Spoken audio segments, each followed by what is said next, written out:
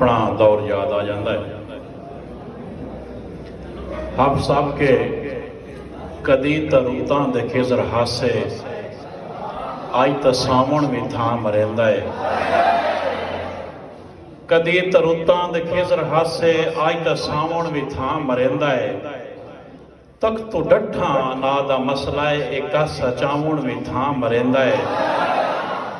विसाल है या जुदाई दा मैशर सानू दोवें रास कोई नहीं। किना दा आवण भी थां मरेंदा है, किना दा जावण भी थां मरेंदा है। मुनीर न्याजी दी एक छोटी जी नज़म, किस दा दोष सी किस दा नहीं सी, ये गल्लां हुण करन दियां नहीं। किस दा दोष सी किस दा नहीं सी, ये गल्लां हुण करन दियां नहीं। वेड़े लंघ गए तौबां वाले रातां होके भरन दियां नहीं।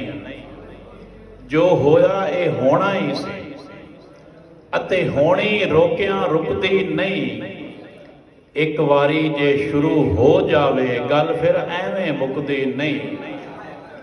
कुछ उंज भी रावां औखियां सन, कुछ गल विच गम दा तौक भी सी। कुछ शहर दे लोग भी जालिम सन, कुछ सानू मरण दा शौक भी सी। शुक्रिया खावर साहब, सैयद जवेद हसन शाह साहब या जो भी हो, प्रोफैसर साहबान या साडी BS दी सीनियर क्लासिस जिन्हें इतना खूबसूरत प्रोग्राम तरतीब दिता। वक़्त बड़ा तेज़ी नाल गुजरदा है। असी कल ही तो BS शुरू करवाया है ते अज मैं इस वजह तो बहुत खुश हाँ कि साढ़े चारों सैशन मुकम्मल हो गए। हुण तक सानू तीसरा साल है, असी वेलकम देते आ रहे हैं। लेकिन 2026 असी इंशाअल्लाह अलविदाई तकरीबात शुरू कर दे सकते। उस दे नाल एक प्रोसेस जिहड़ा असी शुरू किया है वो इंशाअल्लाह मुकम्मल हो जासी। इस 4 सैशन दे विच चौथा साल असी इसका मतलब स्टार्ट हो गया। बहुत सारे नशेबो फराज आए, बहुत सारे मुश्किलात भी आई, लेकिन असी सारिया मुश्किलात नूं सारिया कमियां नूं हसदियां टालिया। हस के मत्थे भी लाया तो उन्होंने गुजारिया भी है।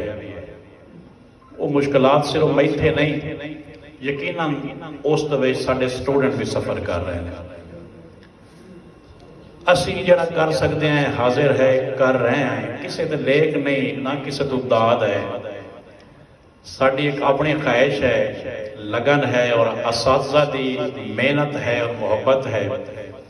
जिस जोश और वलवले नाल वो BS नूं लैके चल रहे हैं। मैं या बाकी साडे दोस्त जिहड़े बाहर कॉलेज तो ट्रांसफर होके आए वो भी इस चीज़ की गवाही देंदे हैं कि जितनी कमिटमेंट नाल साडे असातिज़ा BS नूं पढ़ा रहे हैं, कोई कॉलेज नहीं पढ़ाता।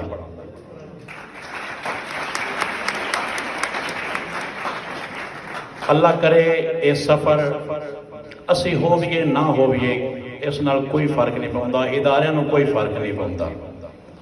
अल्लाह करे ये सफ़र इस तरह चलता रहे, इस तरह इस्तकबालिया और अलविदाई तकरीबात होंदियां रहें। क्योंकि ये अगर किसी को फजूल लगता है ना कि ये नहीं होनी चाहिए, ये शख्सियत साथी वास्ते बड़ा अहम हिस्सा है, बड़ा अहम जुज़व है। इत्थे स्टेज ते बाहर कोई जिहड़ा भी फन्ने खान होवे ना, इत्थे स्टेज ते 2 मिनट खड़ो के सिर्फ गुफ्तगू करना एडा सौखा काम नहीं होता। अज सुबह भी साडी गल होंदी पई है कि ये बच्चे जदों जांदे ना इंटरव्यू वास्ते, जिहड़ा बच्चा स्टेज का माहिर होंदा है ना उसनूं इंटरव्यू च मार नहीं पाउंदे, बिल्कुल कोई इशू ही नहीं होता। तो जिहड़ा बंदा जिन्ना मर्जी लैक होवे स्टेज ते ना हुंदा होवे, इंटरव्यू जाके पता लगता है और उस वास्ते जो कुछ उन्होंने आउंदा हुंदा है वो भी बोल जाता है। स्टेज एक आर्ट है और उस आर्ट से जितनी बारी बंदा आवे जावे वो आर्ट होर सीखता है, वो वधदा है। मेरे सामने बहुत सारी ऐसे मिसालां ने, ਕੁਝ ਬੱਚੇ ਸਾਡੇ ਕੋਲ ਫਸਟ ਈਅਰ ਵਿੱਚ ਆਏ, ਉਹ ਬਿਲਕੁਲ ਬੋਲਣਾ ਹੀ ਨਾ ਜਾਣਦੇ। ਜਦੋਂ ਅਸੀਂ ਉਹਨਾਂ ਨੂੰ ਸਟੇਜ ਤੇ ਲੈ ਕੇ ਆਏ ਹਾਂ, ਹੁਣ ਉਹ ਕਦੇ ਕਦੇ ਸਾਨੂੰ ਵੀ ਨਹੀਂ ਬੋਲਣ ਦਿੰਦੇ। ਸੋ ਇਹ ਕਾਨਫੀਡੈਂਸ ਹੈ। ਇਸ ਕਿਤਾਬ ਦੇ ਨਾਲ ਨਾਲ ਤੁਹਾਡੀ ਸ਼ਖਸੀਅਤ ਦੇ ਵਿੱਚ ਉਹ ਇਤਮਾਦ ਲਿਆਣਾ ਸਾਡਾ ਹੀ ਕੰਮ ਹੈ। ਅਸੀਂ ਉਸ ਦੇ ਵਿੱਚ ਕਿੰਨੇ ਕੁ ਕਾਮਯਾਬ ਆਏ ਇਹ ਤੁਸੀਂ ਬਿਹਤਰ ਜਾਣਦੇ ਹੋ। ਲੇਕਿਨ ਹੁਣ ਚੁੱਕੇ ਸੈਸ਼ਨ ਸ਼ੁਰੂ ਹੋਇਆ ਹੈ, ਇਹ ਇੱਕ ਤਕਰੀਬ ਨਹੀਂ, ਤਕਰੀਬਾਂ ਬੇਸਿਕਲੀ ਸਾਡੀਆਂ ਹਮੇਸ਼ਾ ਅਸੀਂ ਲੇਟ ਕਰ ਚੁੱਕੇ ਹਾਂ। ਹਫਤੇ ਨੂੰ ਸਾਡੀ ਹੈ ਮੌਲਾਨਾ ਮੁਹੰਮਦ ਜ਼ਾਕਿਰ ਕਾਨਫਰੰਸ ਹੈ।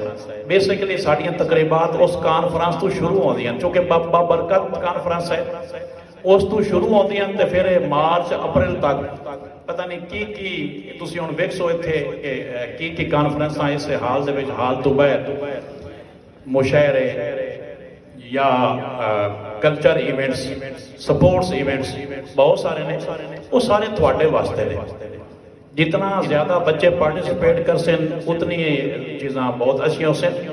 ये पार्टी चूँकि बड़े शार्ट टोटस के उत्ते मुनकिद की गई, खावत साहब की बड़ी मेहनत है। मैं मुबारकबाद फिर पेश करना कि सर जी तुसी बड़ा खूबसूरत सजाया है हाल में भी और स्टेज भी सजाया, सरप्राइजिंग बच्चों ने जोड़ा पार्टिसिपेट किया, बड़ा कॉन्फिडेंट वेखने नज़र आया। सो अच्छा लगता है जदों